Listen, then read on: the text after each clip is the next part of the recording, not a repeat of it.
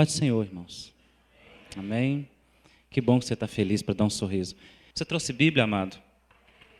Amém, que bom. Abra em Gênesis. Eu falei com o pessoal mais cedo, capítulo 41. Eu falei com o pessoal mais cedo que nós precisamos, sempre que entramos na igreja, considerar a possibilidade de que Deus vá falar. Sempre essa possibilidade tem que estar presente. Não faz sentido eu ir à igreja sem entender que Deus pode falar.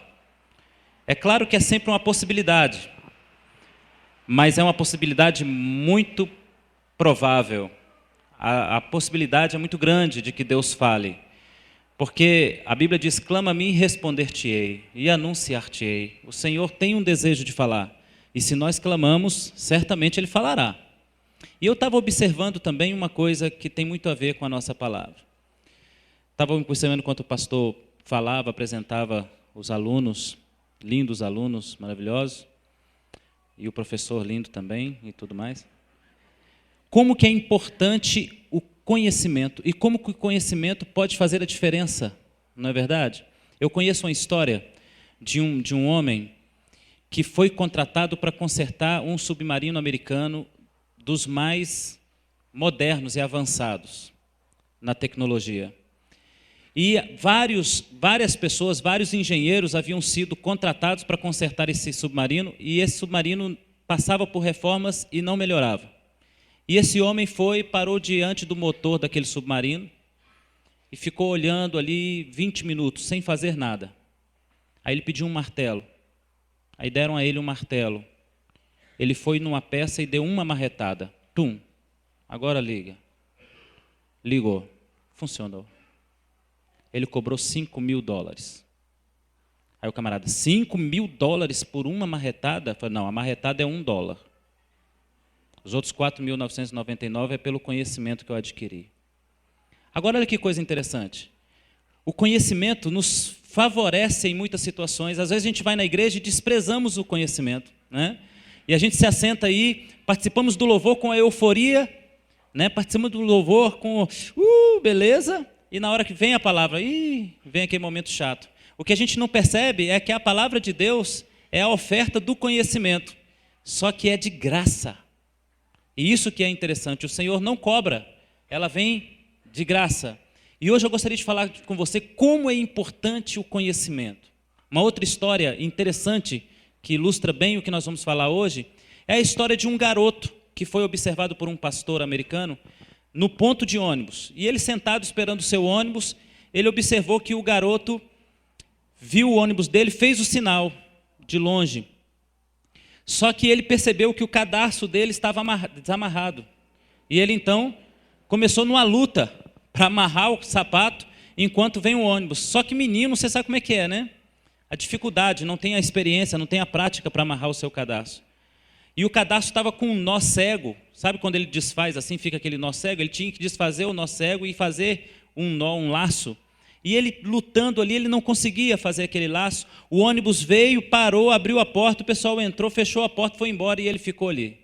E começou a chorar. E aí o pastor foi lá, falou, não, vem cá que eu te ajudo. E fez o laço para ele rapidamente, e chegou outro ônibus, ele pôde ir. Quantas vezes nós perdemos uma bênção porque não sabemos desfazer um nó? Quantas bênçãos nós perdemos porque não sabemos desfazer um nó? Quantas coisas maravilhosas poderiam acontecer na nossa vida se somente soubéssemos desfazer um nó?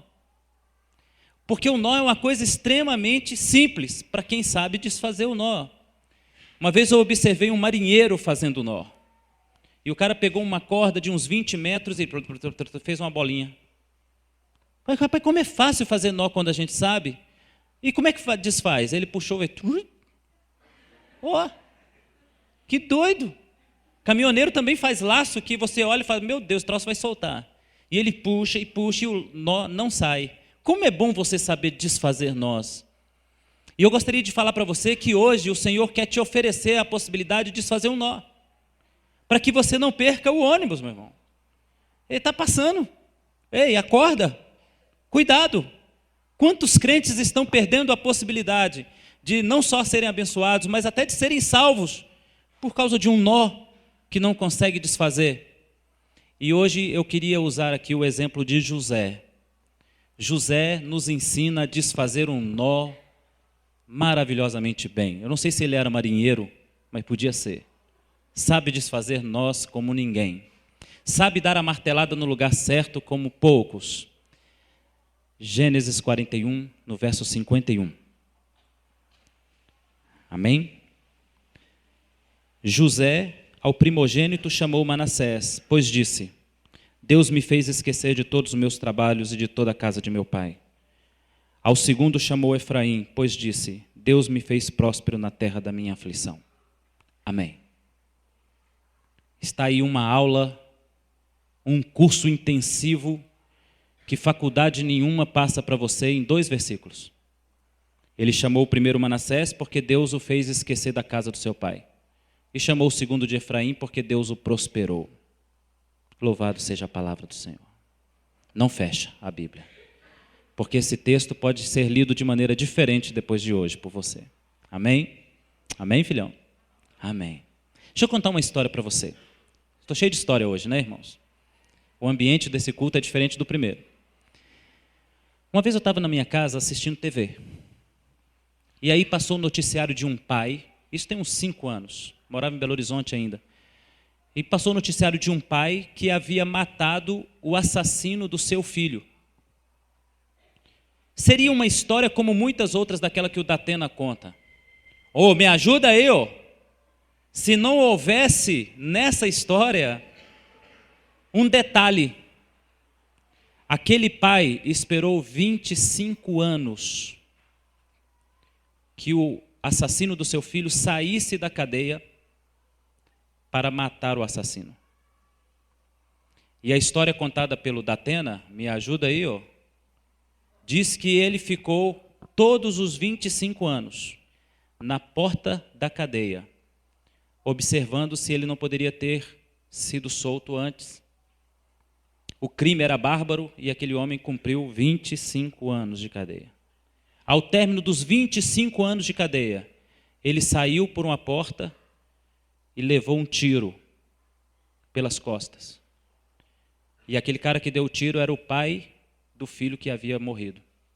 Ele entrou no presídio, entregou a arma para o policial e disse: pode me prender. Aquele pai foi absolvido.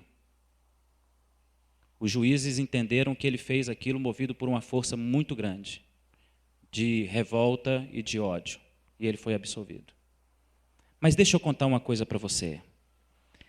Essa história que eu estou te contando diz que aquele pai ficou 25 anos com a sua vida parada, pensando em uma única coisa: se vingar.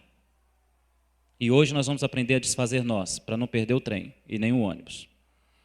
Isso mostra, irmãos, como que o nosso passado, às vezes, pode neutralizar o nosso presente e acabar com o nosso futuro. O passado é capaz de neutralizar o nosso presente e transformar o nosso futuro no inferno, se nós não soubermos trabalhar o nosso passado adequadamente. Como que isso às vezes acontece com a gente, irmãos?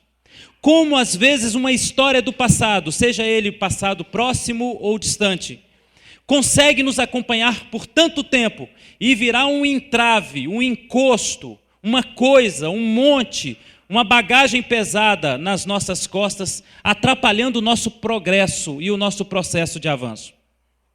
Às vezes nós nos convertemos ao Senhor, nos consertamos com o Senhor, aceitamos o Senhor no nosso coração, mas nos esquecemos que a nova vida exige que toda a bagagem velha seja jogada fora. Não dá para seguir Jesus carregando a cruz e carregando a bagagem que você carregava antes da cruz.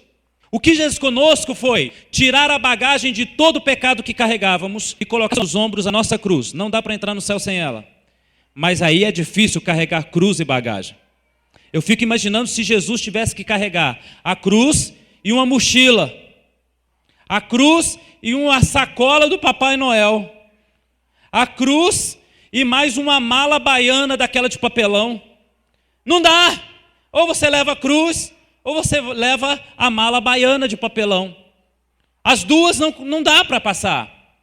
A palavra de Deus fala da facilidade de alguém que não é próspero e rico entrar no reino de Deus, porque ele não tem uma bagagem para entrar, e a porta é estreita e ele passa sozinho porque ele não carrega muitas coisas. E a vida é exatamente essa. Você às vezes trava todo o seu futuro.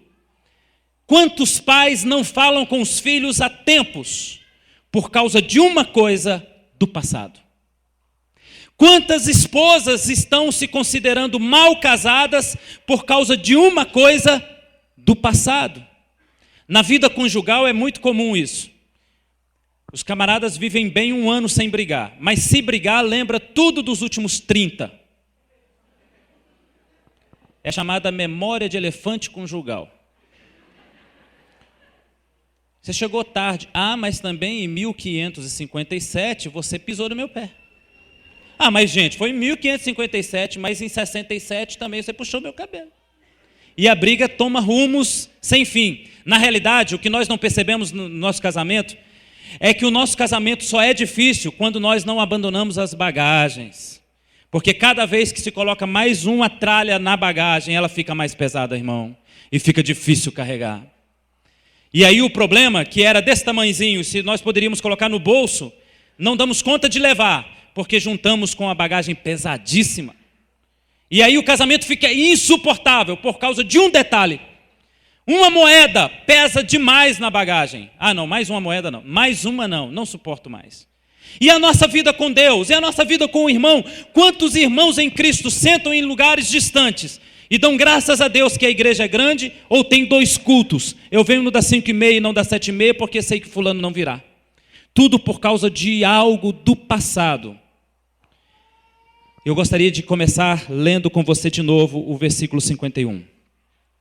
Chamou José o nome do seu primogênito de Manassés, porque disse: Deus me fez esquecer todo o trabalho. Primeira coisa que eu aprendo com José. Olha para mim, filhão. A Bíblia vai me dizer que José, a tribo de José, não herdou sozinha. Ela herdou em dobro. E das tribos de Israel, a única que herdou em dobro foi a de José. Manassés e Efraim herdaram os dois 2 vezes. E aí nós poderíamos considerar 4 heranças só para José. Mas olha que coisa interessante, eu aprendo com José que a grande virada da vida dele começa com Manassés. Diga comigo, Manassés. Você sabe o que significa Manassés? Esqueci o passado. O que o José está nos ensinando aqui é uma história maravilhosa. Ele está me contando uma história que levou 20 anos. Começou assim.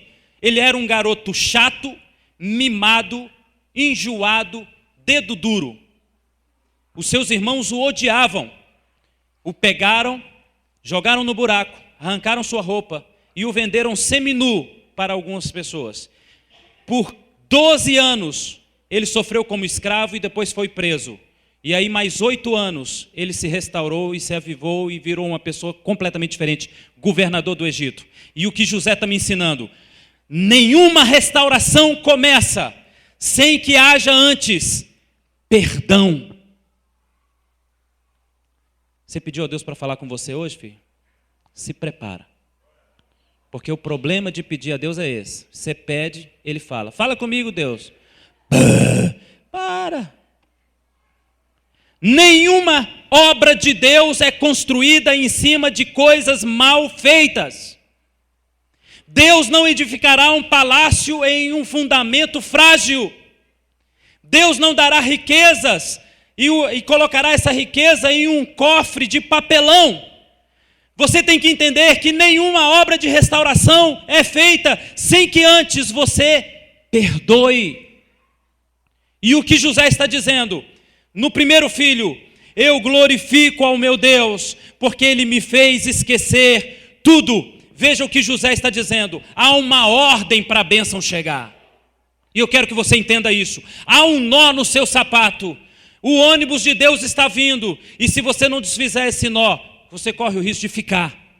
E é apenas um nó que pode impedir você de entrar no céu. E esse nó começa de uma maneira tão simples e pode ser tão complicada. Veja bem, nenhum crente é, diante dos olhos de Deus, uma bênção, se ele não for um perdoador. José tinha todas as condições para ser um sujeito amargo, ranzinza, tinha todas as razões do mundo para viver reclamando de tudo. No entanto, a Bíblia conta uma história completamente diferente, de um jovem que foi feliz, se tornou governador, era inteligente, tinha a graça e a unção de Deus. Só que há uma diferença em José. Ele sabia perdoar as suas ofensas, todas as suas ofensas. Veja o que Deus está dizendo aqui por intermédio da história de José. José está dizendo: Deus me fez esquecer todo o meu trabalho que a minha família me fez trabalhar. José trabalhou 20 anos por culpa dos irmãos. José limpou privada, limpou coisas imundas. José limpou o chão. José fez serviço sujo por força dos seus irmãos. Ninguém ficaria feliz nisso, irmão. O que a Bíblia está ensinando para mim e para você é: ei, olha para cá, o que a Bíblia está ensinando é: filhão, muitas vezes pessoas te colocam para fazer coisas que você não quer, mas Deus está querendo te ensinar algo hoje. Ele não fará uma grande obra na sua vida se você não aprender a perdoar primeiro. E quantos irmãos estão aqui que não se conversam? A bênção de Deus está pronta, por que não chega? As palavras são pregadas aqui e são verdade. E muitos irmãos testemunham que ela é verdade. Chegou para mim, chegou para o irmão, chegou para todos. E você fica sentado aí dizendo: Deus não deve me amar, porque não chega para mim. Mas Deus não dá bênçãos para pessoas despreparadas. Entenda isso. Nenhuma grande obra começa sem primeiro haver uma restauração no passado. Ok? A palavra-chave aqui desse texto é vingança. Tudo que o homem quer é vingança. Ei, filhão, seu coração está cheio de vingança, né? Ei, amado, seu coração está cheio de ódio. E aí, como você quer viver o Deus de amor dentro de um coração cheio de ódio? Como você quer testemunhar Deus sendo ódio, se Deus é amor? E as trevas não convivem com a luz. Como você quer ser uma bênção sendo problema? Como você quer ser um abençoador se a sua boca só sai maldição? Como Deus vai ouvir a sua oração se metade dela você está profetizando maldição contra alguém que te feriu? É a chamada pemba gospel. Fura o oi dele, Senhor, arranca o oi dele. Arranca as pernas dele e mostra que eu sou teu servo, Senhor. Deixa eu te dizer, filhão, essa oração Deus não está ouvindo. Mas tem um outro camarada que sai com você de casa todo dia e ele está ouvindo. Toda vez que você vem na igreja, duas pessoas te acompanham, Deus e o diabo. E toda vez que você vai para casa, elas voltam para lá, Deus e o diabo. Uma delas sempre será alimentada por você. Qual delas você está alimentando? Deus não convive com as trevas. E se a sua metade da sua oração é de praga contra aqueles que fizeram mal, é vingança, esqueça, Deus não vai ouvir o resto da oração. Olha o que José está ensinando. Eu fui abençoado porque primeiro o Senhor me fez esquecer. Você está entendendo isso, amado? Amém? Segunda coisa, a Bíblia nos mostra muitos casos de pessoas que travaram o seu passado, travaram o seu presente e o seu futuro por causa de um detalhe que eles não conseguiram esquecer. Neutralizaram o seu presente, atrapalharam o seu futuro por causa de um detalhe que eles não conseguiram esquecer. Poderíamos citar vários, eu vou citar alguns rapidamente e um deles eu faço questão de ler, que é a história de Absalão. Absalão era o filho mais velho e o filho mais bonito e mais charmoso, mais ou menos como eu, assim, elegante, formoso, belo, simpático. A Bíblia diz que ele tinha uma vasta cabeleira, e a sua cabeleira podia chegar a pesar entre 1,5 kg e 2 de tanto cabelo quando ficava grande. E ele era o mais alto dentre os homens da sua tribo, e ele era lindo, tudo isso a Bíblia diz. Mas ele neutralizou o seu presente, avacalhou o seu futuro por causa de um detalhe do seu passado. Vamos ler? 2 Samuel 13.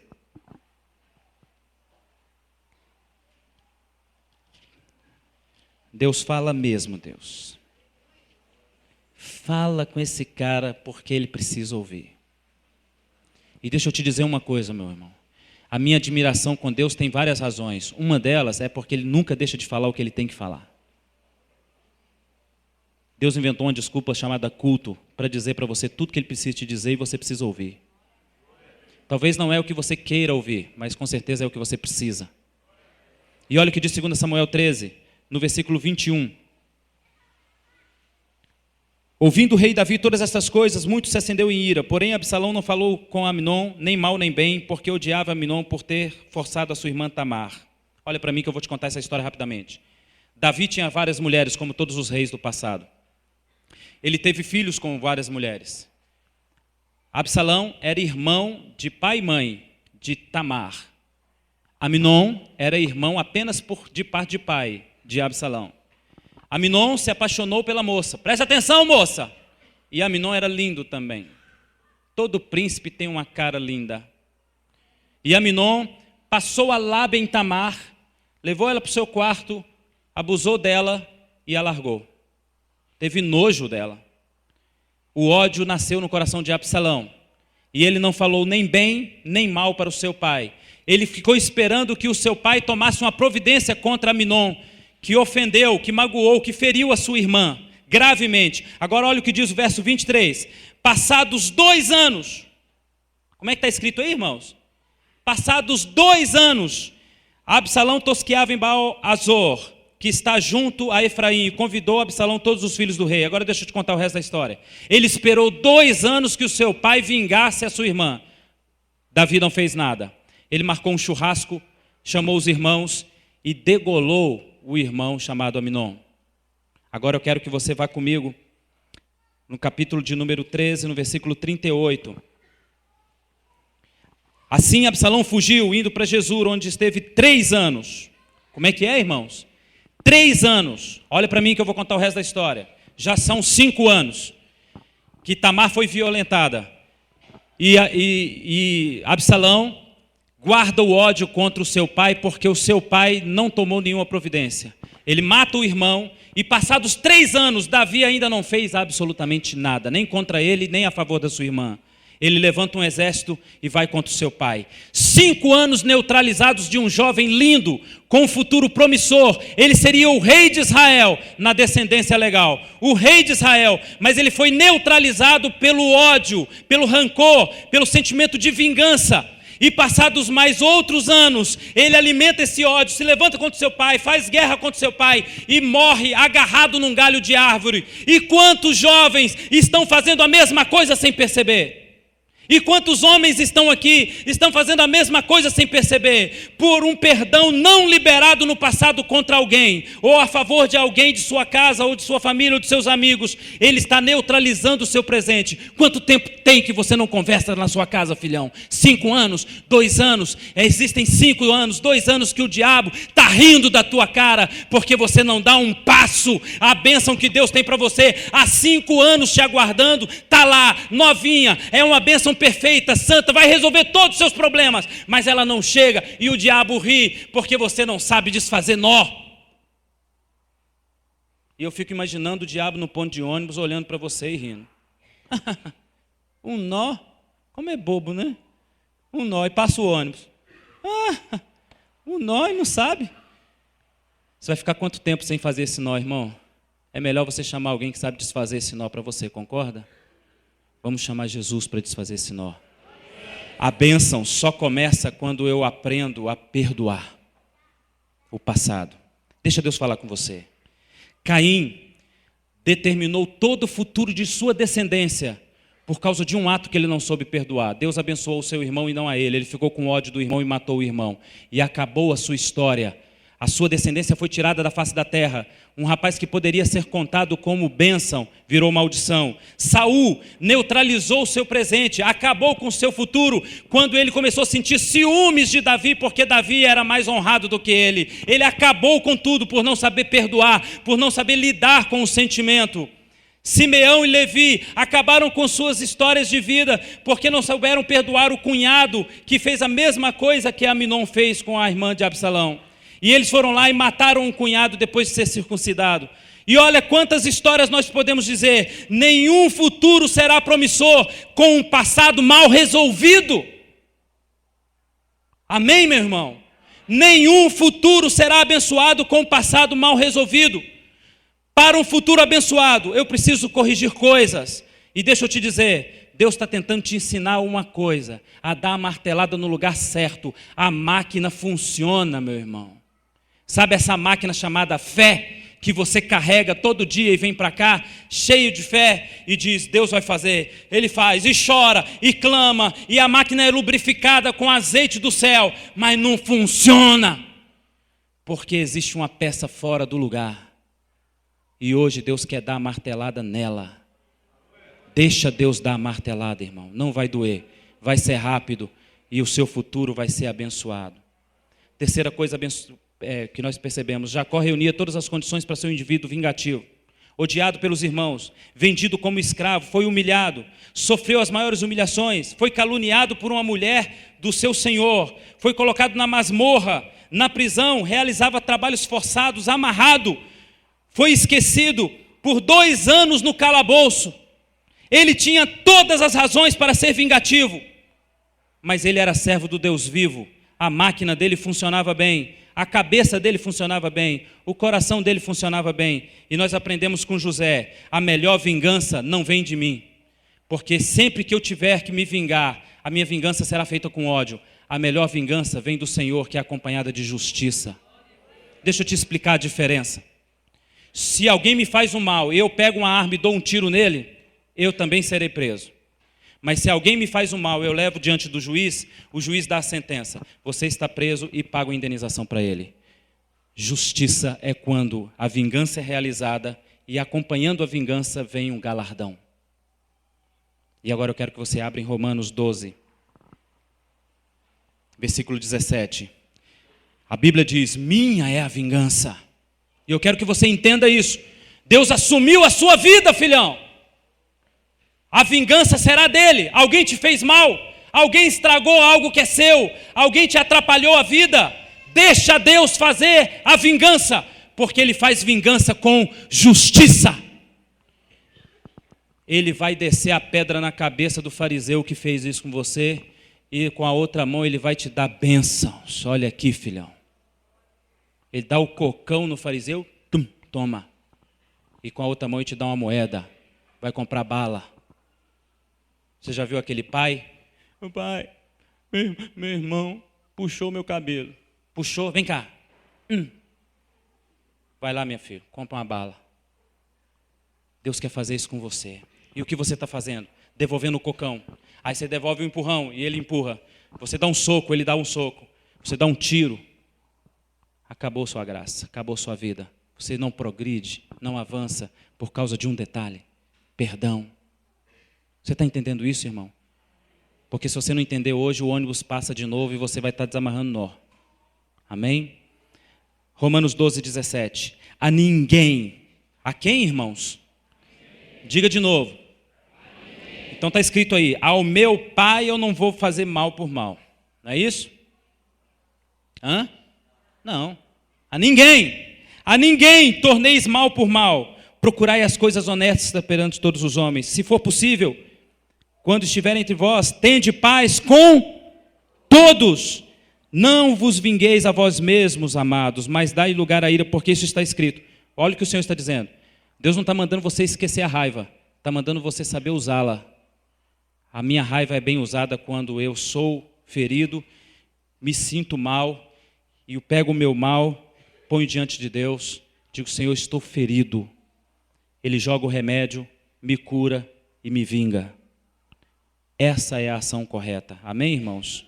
Versículo 20. Portanto, se o teu inimigo tiver fome, dá de comer. Se tiver sede, dá de beber. Porque fazendo isso, amontoarás brasas de fogo sobre a cabeça dele. Não te deixes vencer do mal, mas vence o mal com o bem.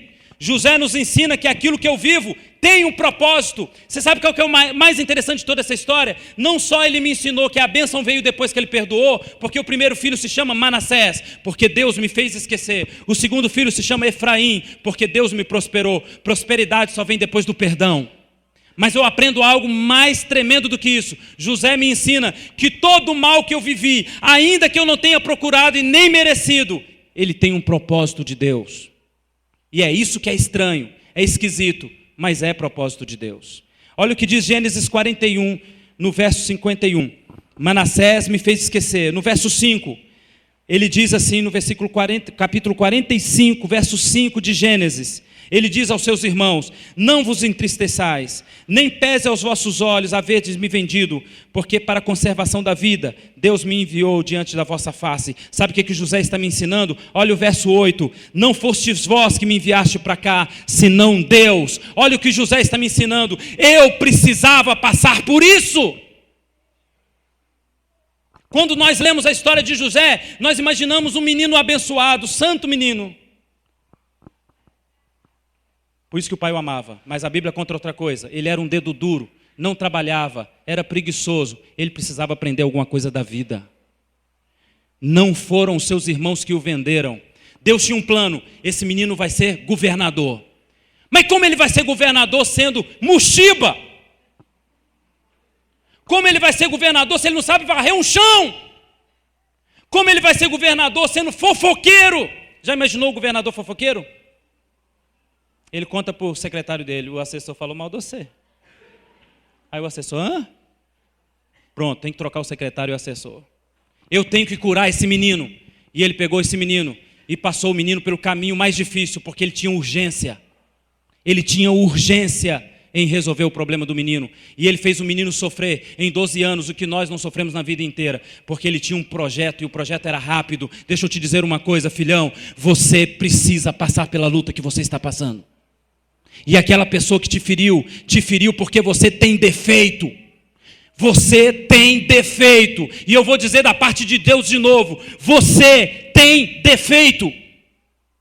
O difícil é que nós não aceitamos nossos defeitos, mas você tem defeitos. E quando uma pessoa te fere, ele está apenas te mostrando que o seu defeito está grande demais. Abre o olho. Ei, José, eu vou te vender, moleque. Tu é fofoqueiro, tu é chato, tu é mesquinho. Você fica com tudo e não divide com os outros irmãos. Não sei. Uma hora deu certo. As pessoas estão todas erradas. Eu estive no batalhão, fui policial militar dos mais bravos que tinha na polícia. Bravo. Nunca prendi ninguém, nem corri atrás de bandido. E no quartel a gente aprendia na Ordem Unida a marchar. E tinha um policial lá que chamava Policarpo. Todo mundo marchava com essa perna, ele com essa. Aí todo mundo, trof-track, trof-track, trof-track. Aí o sargento, para, 50 flexão. Aí nós lá. Olhando para o Policarpo, eu arranco sua orelha, filisteu. Vamos de novo. Proc-plac. Proc. Era o dia inteiro, a semana inteira, a gente pagando flexão de braço por causa do Policarpo, filisteu. Vamos pegar esse Policarpo, arrebentar ele, dar nele. Você sabe o que o Policarpo me ensinou? Você quer ser um bom pregador? Colecione imagens, elas são boas. Policarpo me ensinou que às vezes nós não percebemos, mas nós somos a única pessoa errada. Deixa eu te dizer uma coisa.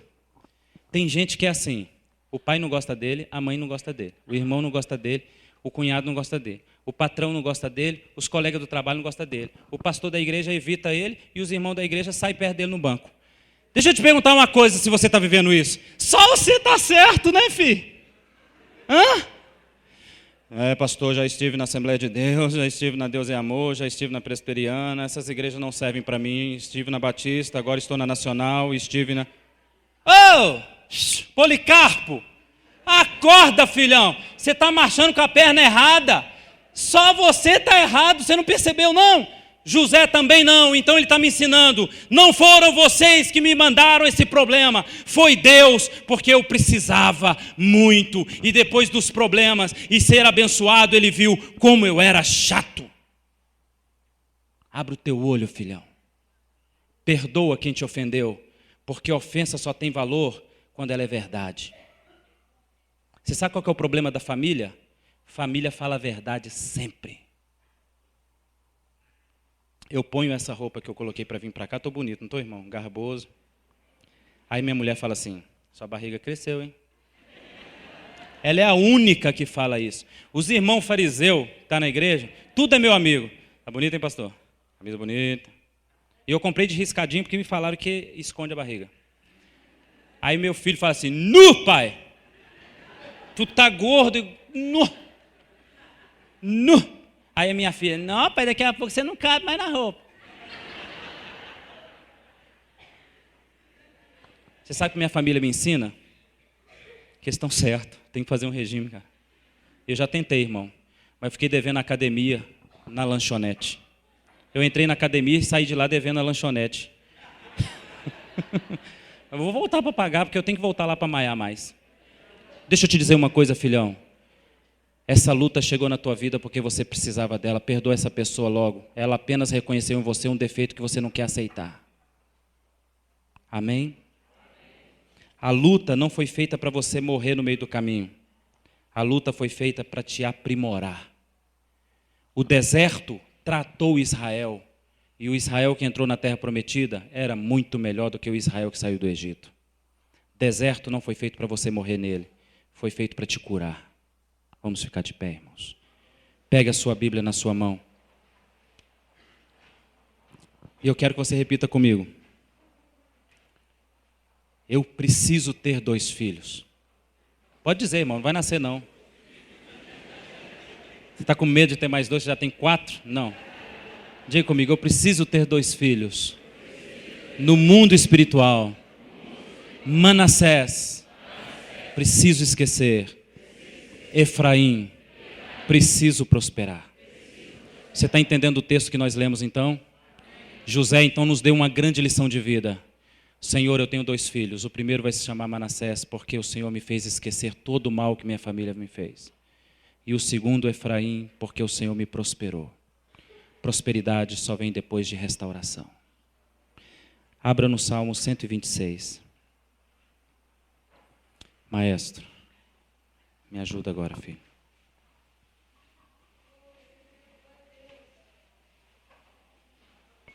Deixa eu te dar uma dica, irmãos. Certa vez eu estive aqui pregando sobre a volta de Cristo Jesus. Se lembram? E naquela ocasião eu falei assim, 100% das profecias escatológicas direcionadas à igreja sobre a volta de Jesus se cumpriram. Naquela ocasião eu falei isso que eu estou falando agora. 98% das profecias direcionadas ao mundo se cumpriram. Eu tenho uma notícia para te dar. 99% já se cumpriram. A única profecia que falta é a manifestação do anticristo. Só. Isso te sugere alguma coisa? A mim me sugere. Eu tenho pouco tempo para resolver as coisas porque o ônibus vai passar. Não é assim? Quando você vai viajar, compra a passagem e aí eles dizem lá, 2h da tarde. Começa a contagem regressiva. Até chegar às 2h. Deixa eu te dizer uma coisa, sua passagem está comprada. Mas se você não entrar no ônibus, você não vai.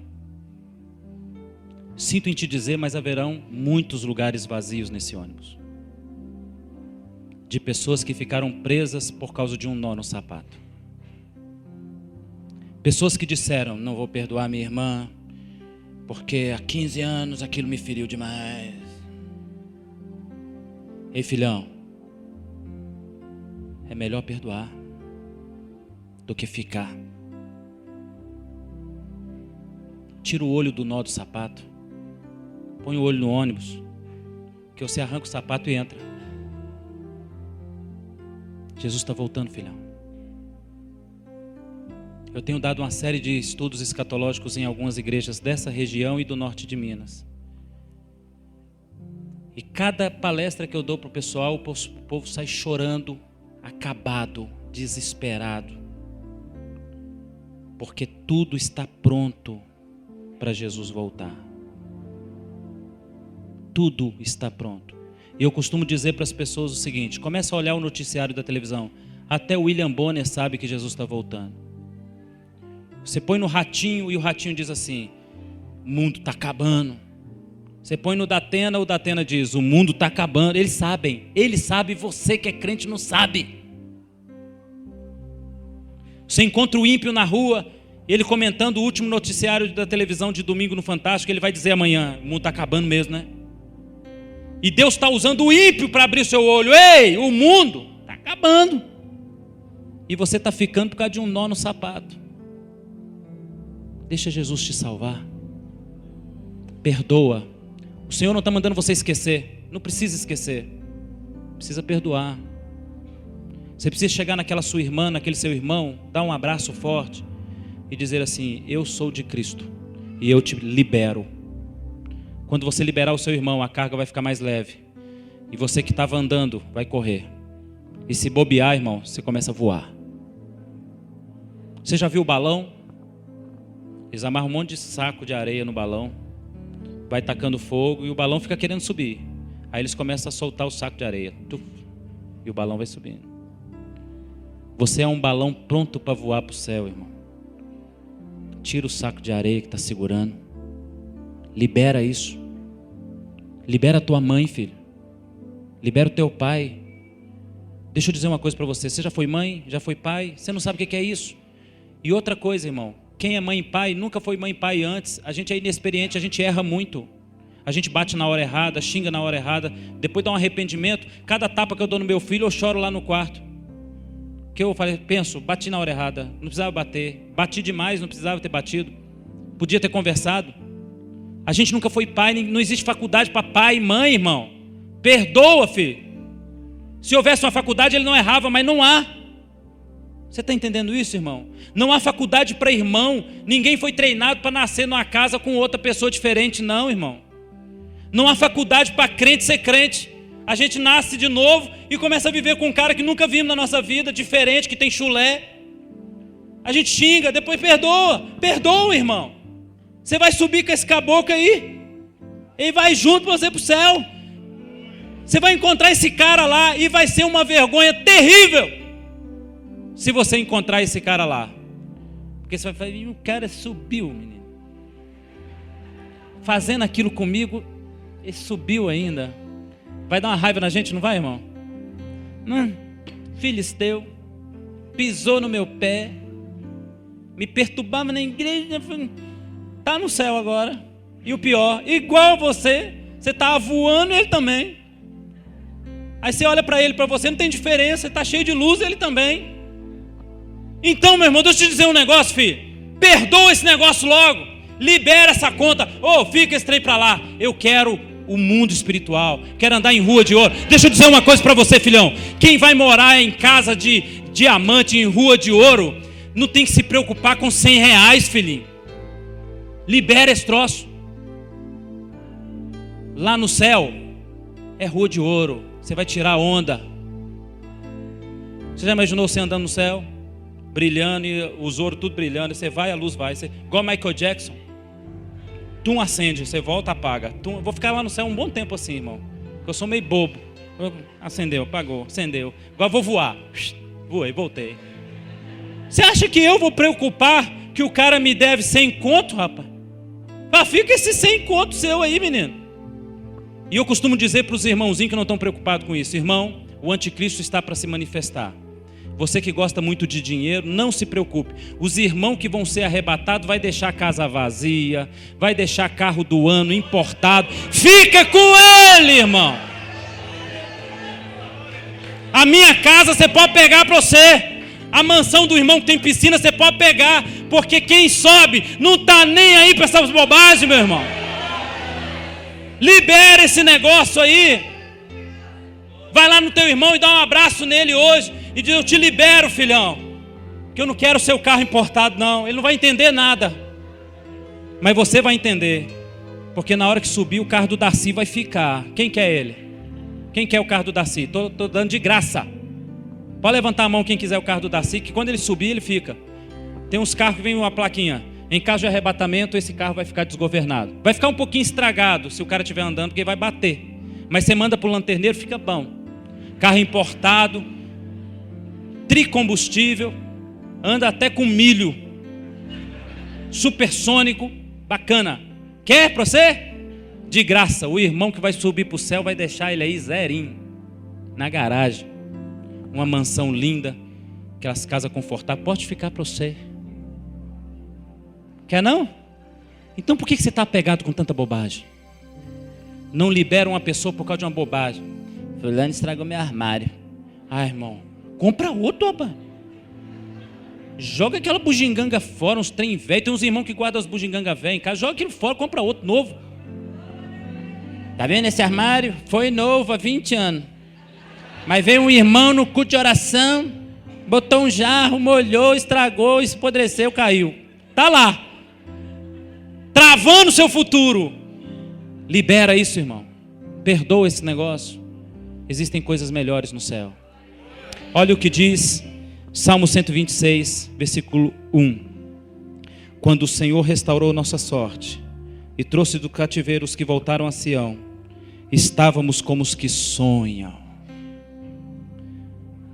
Crente que sabe que vai para o céu, viaja na maionese. Sonha, deve ser muito bom. Versículo 2. Então a nossa boca se encheu de riso, a nossa língua de cântico. Então se dizia entre as nações: grandes coisas o Senhor fez por eles. Olha para mim, irmão. Quem perdoa vai receber grandes coisas. Versículo 5. Os que semeiam em lágrimas colherão com alegria. Põe aí no teu banco a tua Bíblia. E eu queria que você levasse sua mão ao seu coração. Quero chamar o grupo de louvor aqui. E eu quero cantar. Porque cantar é bom, faz a gente repensar. E eu queria muito que você entendesse o que Jesus falou para você hoje. Amém? Você entendeu? Amém? Deus quer restaurar a sua sorte. Só que não dá para andar com o passado agarrado, irmão. E quanto mais passa o tempo, maior é a sacola. Qual é o tamanho da sua? Tem uns irmãos que estão com a pochete. Mas tem uns irmãos que tem uma caçamba de caminhão agarrada nele.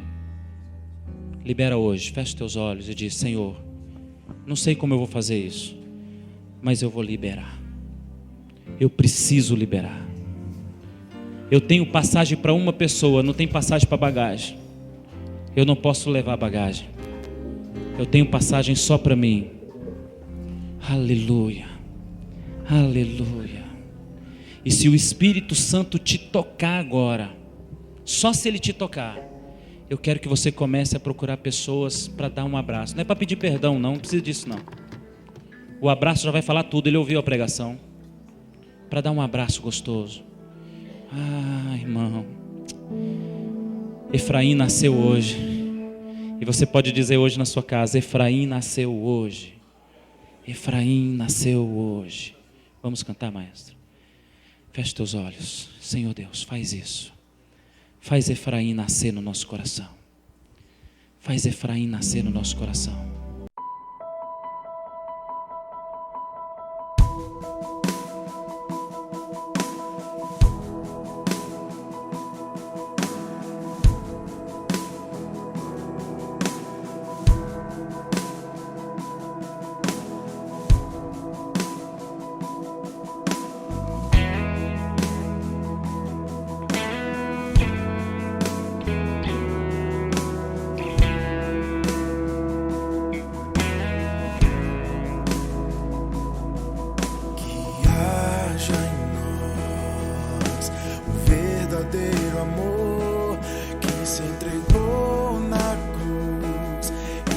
A comunhão que haja em nós, a mesma compaixão que se manifestou,